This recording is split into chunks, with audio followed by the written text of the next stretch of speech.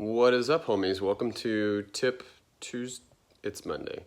Anyways, welcome to the shop. It's a little dark in here. It's 9 in the morning, maybe. Still sleepy, but already working on projects. So had a pretty crappy night and morning, chemo-wise. So working on that, but also working on this. It is a stopper for a bathtub. It's for our kid's bathtub, and every time Jackie goes to bathe the kids, she goes, "Mark, come do this thing. I don't know what you do every time." Well, it's not me, it's corrosion. I don't know if y'all can see in there. You can kind of see the banged up edge. It's actually just eroded away and corroded. Eroded and corroded. Any discoloration that you see, those are also little divots and I don't know, kind of rust, kind of aluminum. I don't know what this thing's made of even. It's the crappiest metal in the world. It's probably like all of the metals in the world put together. So it's junk and it's air-filled like pot metal or cast metal, but it still works. So we're not gonna throw it away. We're going to rebuild it only because it doesn't take much time and it really takes like zero money. So stand you up on my Stephen Cox tripod here. Appreciate you, homie. I love when y'all give me things, and I love shouting y'all out for it. It's easy. All right, so two things. Not only would this thing get stuck like in a closed position, but and you'd have to wiggle it to try to break the corrosion loose and get it up and then rotate it. And sometimes it didn't want to rotate, but sometimes it would also rotate and rotate too far because the tip of the screw has also been either corroded and eaten away, or it's been worn down from people excessively turning this thing. So I thought, oh, that's easy. Well, I have a bucket of screws. I'll just go out and find a longer one with the same thread pattern. That was impossible. This thread pattern is really coarse, but it's not, it's like almost a wood screw looking, I don't know, it's crazy. Didn't have any of that thread pattern.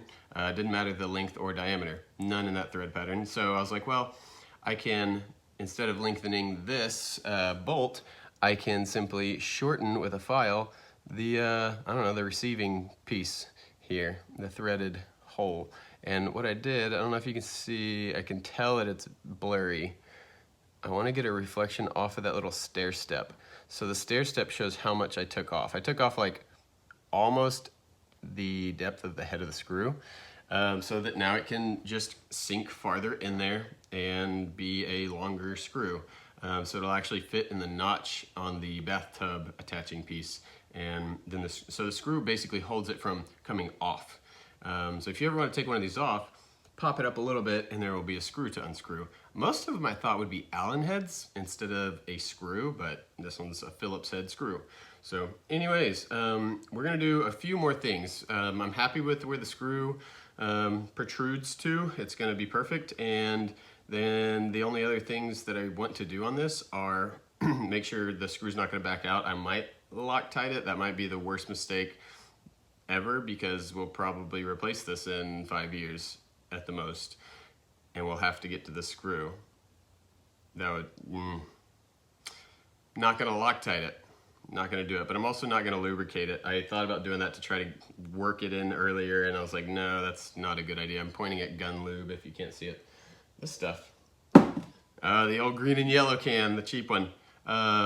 It works. So anyways, I wanna get some sandpaper or something to rough up the, not rough up, but it's smooth out, sorry, this roughed up edge on the inside. And then I also wanna take sandpaper to the shaft in the tub and easy to the shaft in the tub. I said what I meant. And get all the corrosion off of that. And then I don't think there's any way to seal that and prevent it from corroding again. So it just will, but at least for now, it will work smoothly again. So anyways, I did one thing and I was like, all right, I should be videoing all of this because it's a fun little project and little medical update of how I'm doing. But also the trick of filing that down, I thought that was pretty smart. And then I thought this is also really smart right after I did it. So I just needed a thin piece of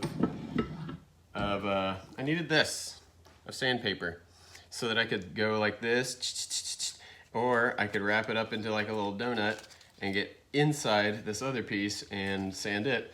That was before I thought of the Dremel with the sanding bit, but I did this and I was just like, all right, people need to know this trick. So if you ever need a sliver of sandpaper, just put it in the vise and tear it. That's it. That is literally all you have to do. It's perfect. I used to have a pair of scissors dedicated to sandpaper, but nothing dulls scissors like sandpaper. I mean, that's kind of, it's abrasive for a reason. That's what it's meant for.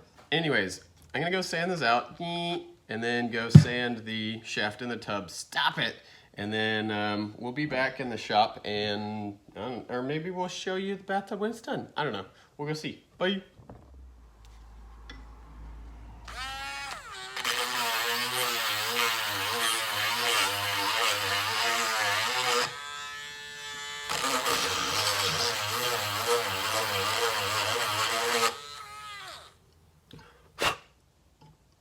That looks great. That didn't take any work at all. Awesome.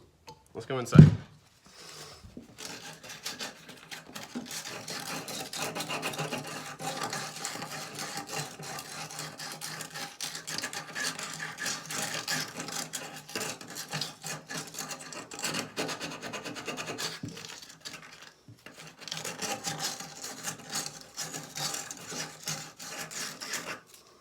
All right.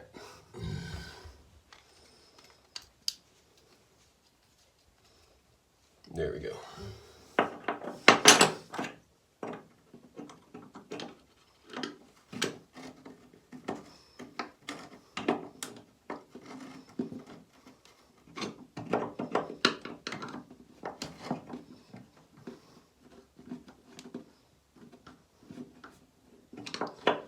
Hey, it doesn't come off now.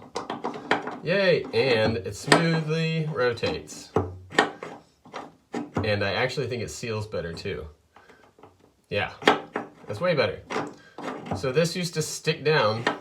We'll have to see in a couple days now and see, yeah, I'm in a terribly awkward position over here.